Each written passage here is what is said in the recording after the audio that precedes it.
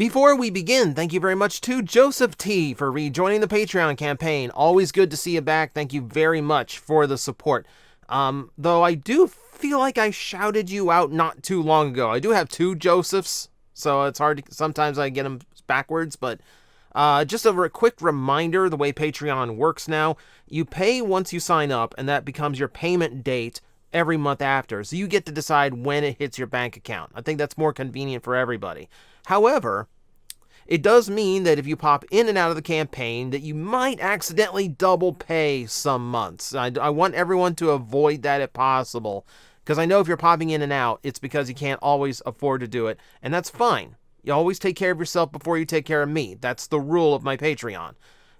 So just make sure you're not accidentally, doubling up by, resubscribing too soon, okay? So just be careful is all. And with that, I'm officially caught up on shoutouts. That was the last one in the queue. So thank you guys for a 3-month run. That's absolute insanity. Whether you did it just to keep the meme going, or whether you pitched in and want to see the channel keep going, and you're going to be here every month hereafter. Whatever it was, thank you guys so much. It's been fun, but you had to run out at some point. You wouldn't keep up going forever. So, old intro's back. Well, it's back soon, I guess. Speaking of back, we're back to reviewing Earthspark, which is once again something that I keep saying I'm going to get to faster, but it ends up falling in between the cracks of all the other big things we have to talk about that come up. So let's play a little bit catch up. We're going to talk a couple more episodes of this cartoon, starting with episode 15, Bear Necessities. It's a pun name. It's a pun name. There's a few things going on in this episode, and largely does not follow up from the previous one, which is weird because it's a pretty significant cliffhanger to leave us on for everyone to just kind of go, no, let's move on. But there are some things to discuss in the episode. So for starters, we find out Ghost is leaving these crates in the woods, and they're not being Here's the weird thing. Because of cartoon logic, we have to kind of wave away how blatant this is. They deliver it in a news van, so that's being discreet, but then they leave it in Ghost-branded crates. They put their logo all over the box. This box that they're secretly dumping. So that's always weird. And it's not even deep in the woods or down a ravine or something. He just the van is on a road. It pulls over to the side. He walks 10 feet and puts the crate down. And that's their dumping. You drive by on your way home from work and go, oh, there's secret government crates there by the road. That's really weird. It's so silly. But it has to inform the audience. I understand that. And I don't know why they couldn't animate it deep in the woods. I guess it's just easier to make it a random road. But it's funny to me. It's a funny circumstance to me. So the crate contains these things, which seem to be just like normal Earth grubs, but they've obviously gotten some kind of bioengineered enhancement to them. There's no real explanation in this episode. They just kind of write it off as, well, that was a weird thing that happened. Which I guess when your planet is homed by gigantic robots from outer space that transform into convertibles, okay. The line on what is strange as an occurrence across the day, the line's blurred a bit, so I can understand that. I get that. We see they're basically just dumping these things en masse. Like I said, there's no explanation in this episode. It's something to lead up to. It's something that we're going to follow up on at some point, obviously, because it's something nefarious Ghost is up to. At some point, we know that they are, the face of Ghost is to contain Decepticons. We know the one in charge of Ghost has much more malicious intent than that. And now we find out they're actually conducting some kind of experiment. Though it seems to only, in this episode, it's going to affect organic beings. It doesn't really have much effect on Cybertronians, so what exactly they're doing, I have no idea. it's just left here mystery. I'm not even sure how it could play into like the greater plot now that I think about it. But we will see, I guess. It's something to lead up to, and will cause the mayhem for the episode. But we'll get into that here in a bit. So, there's 2 plots in this episode, really. So, and the plot on both, the plot for everything here kind of comes from misunderstandings. It's Mother's Day, which is a good way of kind of like adding in some celebration and distraction after the Bumblebee mystery from the last episode. So it's fine. It's fine. We can get away with this. It's a good distraction. And it's the first Mother Day for all the Terrans. So, I mean, some of them have been versed on what presents are.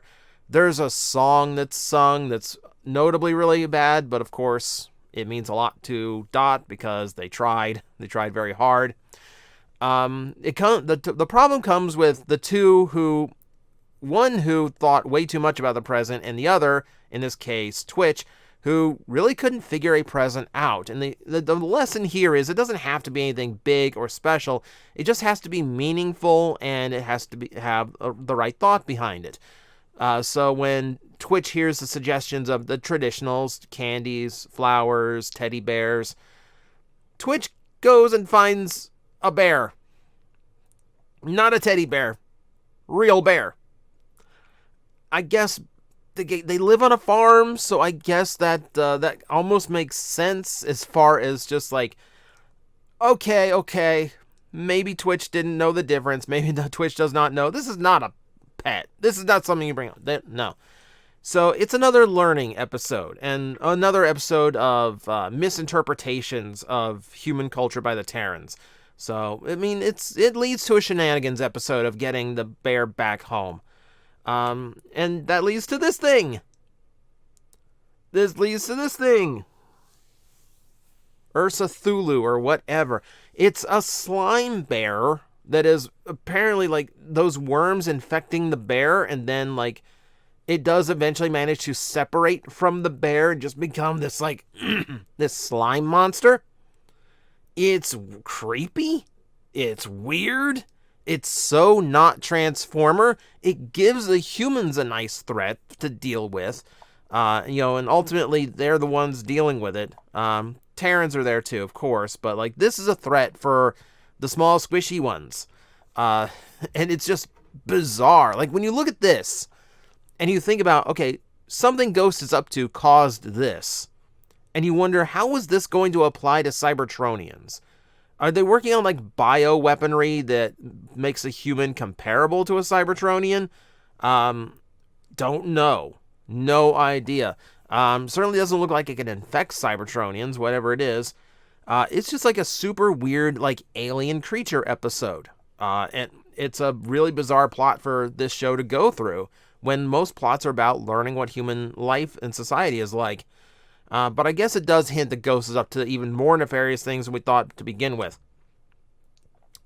The other plot to this episode is Nightshade and them not really understanding certain things about human culture. And that goes for Dot and her prosthetic leg. The present is that he has modified the leg with a whole bunch of gadgets. Lasers, disco dance music, and lights. Like it's tricked out. However, the contention here is that this is really not a line you cross, especially for someone who becomes disabled later in life. It's not really something you mess with or tamper with. There's always going to be people who just want it fixed, obviously, but it's deeper than that. There's stronger meaning to it than just, I'm trying to fix or improve what's going on. Disabled people aren't broken. That's the thing. They have to handle life differently, but they're not broken. It's who they are. It's a part of them. Even if it costs them a part of them, it's not like them incomplete. It's them as a new whole. And it's a psychology that you don't really understand, that you don't really get a lot. I'm actually really happy that I've seen this more than once this year. I saw it again in the Owl House finale, where you have a character who lost an arm during the final season, and when you get to the very end scene, she doesn't just magically get it back. Even though they have magic, even though they have an omnipotent being that could go, there's your arm again. It's not that easy. People have to live with those things. They have to adapt, and it just becomes a part of them. So I like this like forward thinking with it, that it's not just like let's fix it or just like let's improve it. No, this really isn't something you tamper with. Nightshade was well meaning, but they didn't understand that there's a deeper meaning to these things for a human, especially when you think they're Cybertronian. If one of their parts breaks or falls off, they rebuild it, they replace it, they repair it. So something like this is going to be a little bit foreign to them, So I actually understand where they're coming from. But it is something that it's like a heavier topic for a Transformers series to tackle. So that's interesting. I mean, she's not keeping it. It's getting fixed. It's getting reset to just being a prosthetic leg. It's a neat idea, but really, like, you see how awesome Dot is in a pinch? She doesn't need it. She really does not need it. So, really, like, I've gone on for like 8 minutes about this episode, but really I don't have a whole lot to say. It definitely, like, if it wasn't for the ghost plot, this would feel filler. But it does teach some important lessons. It helps the growth of the Terrans. But I think it's as close to a filler as we've gotten for this series so far. But still, solid episode. And then we get heavy. So the next episode, 16, is Warzone, and this is Megatron leading a field trip. There's a line you never thought you'd ever hear someone say. This is Megatron taking the Terrans to the Space Bridge, basically a Space Bridge memorial. It's a memorial to the Cybertronians who died in the war on Earth. And there's tons of names. There are tons of names on here. Don't bother translating the wall, by the way. It is gibberish. People tried. It's the same gibberish text repeated over and over again. So this would have been one of those great places to hide Easter eggs, like crew names and like random Transformers that will never appear in the show. But hey, here's their names just as an Easter egg. But I can understand it's a big wall. It's a big wall to cover. So I understand the direction they went with there as much as like cost and time saving. But it's a fascinating thing to see a memorial on Earth for what happened on Cybertron, and to see Megatron of all Transformers getting the statue, which has been graffitied by Decepticons. So it's a really introspective episode for Megatron, who really acknowledges his part in what has happened, all the the lives lost, etc. And he's really like reflective in this episode, but it also like gives us a little bit of insight about how he thinks of himself when compared to like what the Decepticons now think of him. And yes, I intentionally picked the shot that shows Earthspark Blitzwing. Yes, I did that on purpose. Absolutely, of course I did. I mean, it's a nice reminder that this Megatron really has gone through a lot of changes mentally, and a lot of realization that what he originally intended, which was for no one to ever have to kneel again, ended up creating a force that wanted all to kneel before them. And it's a nice it's a nice way of showing just how far the Decepticons have come from his original intention. It is similar to IDW 1.0's Megatron, not a surprise given the staff on the show, but to see it animated is cool. And yeah, it does feel very much like that, where he is really remorseful over what's happened. They actually pulled the spark flowers from IDW for this scene, and I love that. It doesn't work the same. It's one flower that holds a fraction of the spark of everyone lost in the war. But it's not like, oh, well, Megatron is in this field of flowers that represent everyone who he has killed. No. It's more subdued than that, and I think that was the right touch. It's a really cool thing to throw into the greater fiction because it's a really, really effective visual. So there's a lot to really like about this scene in general, and just seeing the slow realization the Terrans have from like, this is a fun little trip where we're taking selfies and hearing war stories from Megatron, to this was way heavier. Like, this is the episode where I think the Terrans really realized the kind of society they were born in. So it's a huge episode for them and for Megatron himself too. The big thing in this episode is we do get a flashback to the final battle of the Allspark, the one where Megatron actually does capture the Allspark and throw it into the space bridge to get it lost in space, never to be found again. It's a really cool fight scene. It conveniently does not include anybody who doesn't already have a model in the show. Everyone in the fight scene is basically who we've seen in the series so far. The only new model is Bumblebee showing off his previous Earth mode, which is much closer to G1 Bumblebee, and it looks really cool. Like, that's there. Make the toy. I want the toy. I want the toy of this one, because this feels like proper modernized G1 Bumblebee, and I really, really like how it looks. It's an exciting fight. We do get quite a bit happening in it. Steve Blum gets to actually voice some real lines for Starscream, which is always nice to see.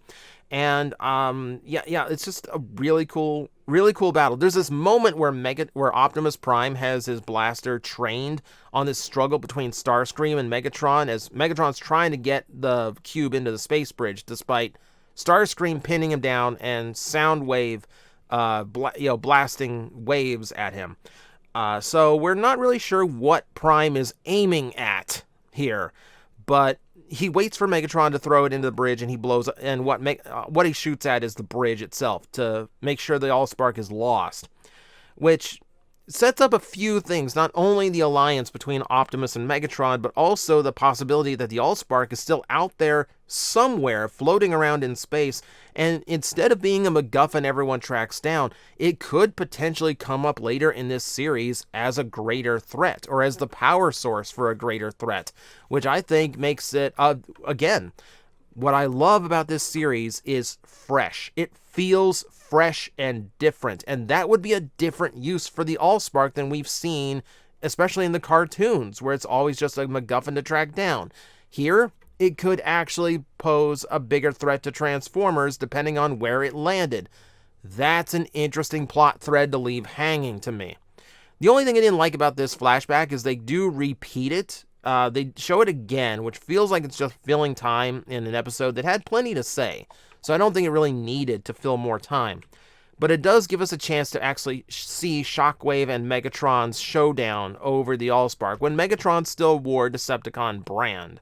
And it really shows just how megalomaniac Shockwave is in this series. He's not the logical type that he is depicted in a lot of series. He is much more his own character, like far more menacing than Shockwaves I've seen previously, where like logic has always been the source of his villainy, but here it seems like he's just genuinely malicious and power hungry, which kind of takes some of like the G1 comic book Shockwave, dulls down like the logical side of it and just like pushes the villain aspect. And it's not a bad choice, as a secondary leader Decepticon.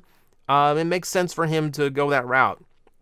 If we're not going to have Megatron, it's kind of cool that we have Shockwave to kind of fill that gap.